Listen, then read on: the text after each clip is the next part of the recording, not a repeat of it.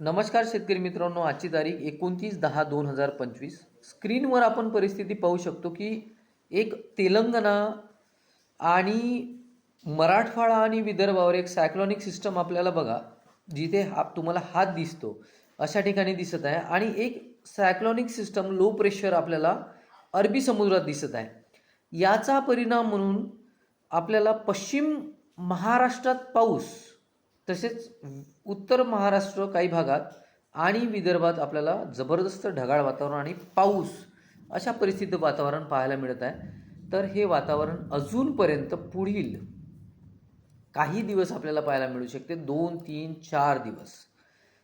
माझ्या वैयक्तिक कारणामुळे मी हवामानाचे व्हिडिओ बनवू शकलो नाही, तर त्याबद्दल माफी मागतो.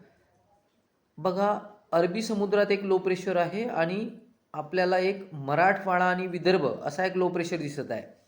तर याचा परिणाम म्हणून पाऊस कुठे राहणार, तर गोंदिया, गडचिरोली, चंद्रपूर, नागपूर, वर्धा, यवतमाळ, अमरावती, वाशिम, अकोला पूर्व, नांदेड पूर्व, हिंगोली पूर्व, बुलढाणा पूर्व असा आपल्याला पाऊस पाहायला मिळेल.